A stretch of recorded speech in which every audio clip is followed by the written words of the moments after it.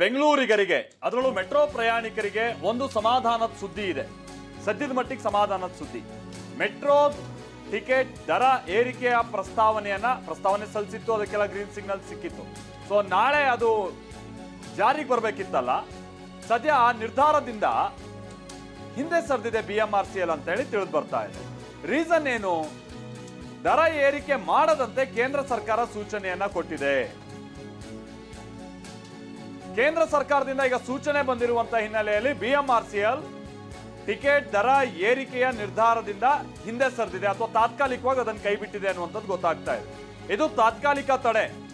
But ಇಲ್ಲಿ ಜನರ concern ಇದೆ, ಇವ್ರ ನಾಟಕಗಳಲ್ಲಿ ನಮ್ಮನ್ನು ಬಲಿಪಶು ಮಾಡಬಾರ್ದು ಅಂತ. ಬಿಜೆಪಿ ಅವರು ಕಾಂಗ್ರೆಸ್ ಮೇಲೆ, ಕಾಂಗ್ರೆಸ್ ಅವರು ಬಿಜೆಪಿ ಮೇಲೆ. ಅದರಲ್ಲೂ ಮೊನ್ನೆ ತೇಜಸ್ವಿ ಸೂರ್ಯ ಅವರು ಹೋಗಿ ಈ ಫೇರ್ ಫಿಕ್ಸೇಷನ್ ಅನ್ನ, ಅಂದ್ರೆ ಆ ಕಮಿಟಿಯನ್ನ, ಫೇರ್ ಫಿಕ್ಸೇಷನ್ ಕಮಿಟಿಯನ್ನ ಹೊಸದಾಗಿ ರಚಿಸಬೇಕು ಅನ್ನುವಂಥ ನಿಟ್ಟಿನಲ್ಲೆಲ್ಲ ಮನೋಹರ್ ಖಟ್ಟರ್ ಅವರನ್ನು ಹೋಗಿ ಭೇಟಿ ಮಾಡಿದ್ರು. ಅದರ ಇಂಪ್ಯಾಕ್ಟೋ ಅಥವಾ ಜನ ಇಲ್ಲಿ ಚೀತು ಅಂತ ಉಗಿತಾ ಇರೋಂಥದಕ್ಕೆ ಇಂಪ್ಯಾಕ್ಟೋ ಗೊತ್ತಿಲ್ಲ. ಒಟ್ಟಿನಲ್ಲಿ ತಾತ್ಕಾಲಿಕವಾಗಿ ತಡೆ ಬಿದ್ದಿದೆ. ಬಟ್ ಇಷ್ಟಕ್ಕೆ ಇದು ನಿಲ್ಬಾರ್ದು. ಇಲ್ಲಿ ತನಕ ಜಾಸ್ತಿ ಮಾಡ್ಯಾರಲ್ಲ ಅವೈಜ್ಞಾನಿಕವಾಗಿ, ಅದನ್ನೆಲ್ಲ ಒಂದು ತಹಬದಿಗೆ ತರಬೇಕಾದಂಥ ಕಾರ್ಯವೂ ಆಗಬೇಕಿದೆ. ಕಿರಣ್ ಸೂರ್ಯ ನಮ್ಗೆ ಇದಕ್ಕೆ ಸಂಬಂಧಪಟ್ಟಂಗೆ ಡೀಟೇಲ್ಸ್ ಕೊಡ್ತಾರೆ. ನಮ್ಮ ಜೊತೆಗೆ ನೇರ ಸಂಪರ್ಕದಲ್ಲಿ ಜಾಯಿನ್ ಆಗ್ತಾ ಇದ್ದಾರೆ. ಕಿರಣ್ ಸೂರ್ಯ, ಜನ ಅಂತೂ ಚೀತು ಅಂತ ಉಗಿತಾ ಇದ್ರು.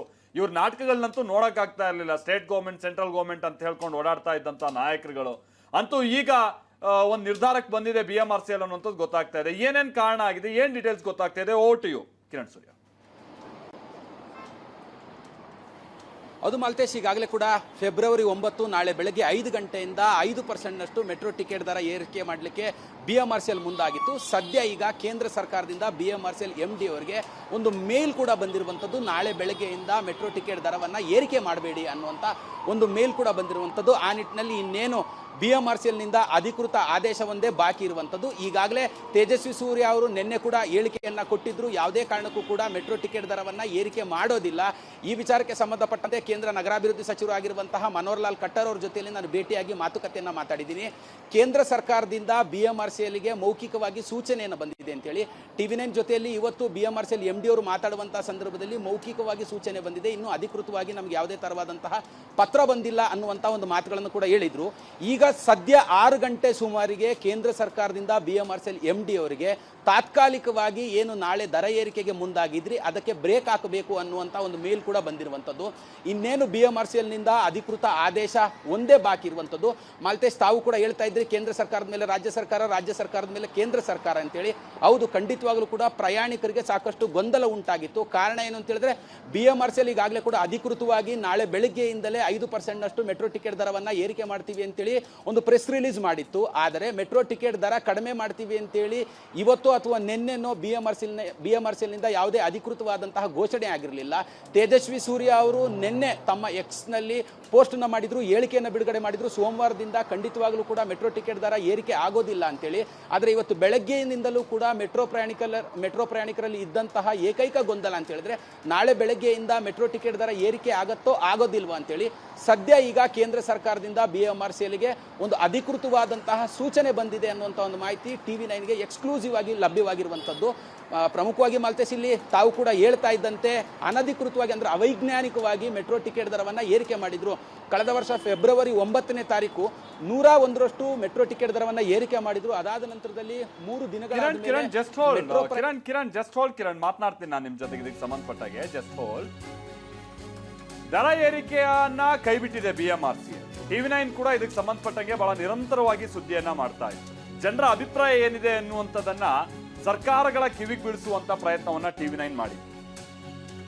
ನಾನು ಆಗ್ತಾನೆ ಹೇಳಿದಾಗೆ ಜನ ಏನು ಯಾಕೆ ಮಾಡ್ತಿದ್ದೀರಾ, ಈ ಪ್ರಸ್ತಾವನೆ ಕೈ ಬಿಡಿ, ಈ ರೀತಿಯಾಗಿ ಹೇಳ್ತಾ ಇರಲಿಲ್ಲ. ಲಿಟ್ರಲಿ ಚೀತು ಅಂತ ಉಗಿತಾ ಇದ್ರು.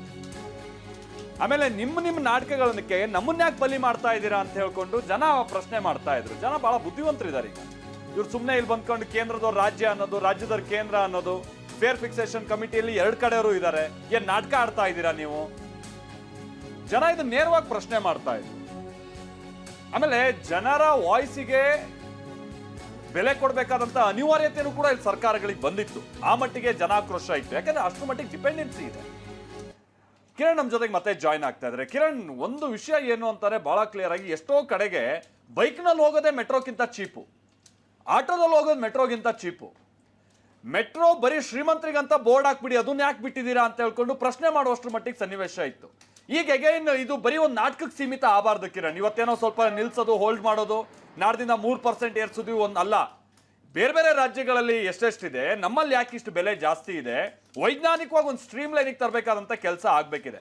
ಅವಾಗ ಅದು ನಿಜವಾದಂತ ಗೆಲುವು ಅಂತ ಹೇಳಿ ನಾವು ಇದನ್ನು ವ್ಯಾಖ್ಯಾನಿಸಬಹುದು ಅಂತ ಕಾಣಿಸುತ್ತೆ.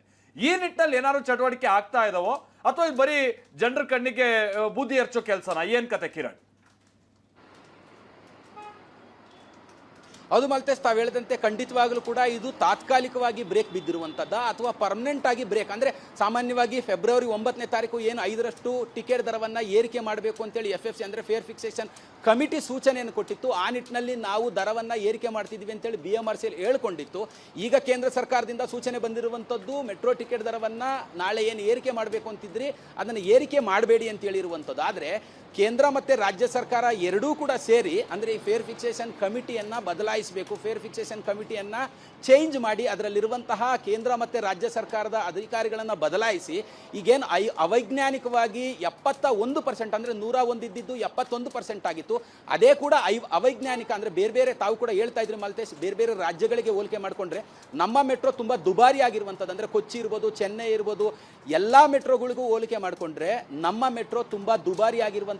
ಹಿಂದೆ 71% ಇದ್ದಾಗಲೇ ದೇಶದ ದುಬಾರಿ ಮೆಟ್ರೋ ಅನ್ನಿಸ್ಕೊಂಡಿತ್ತು.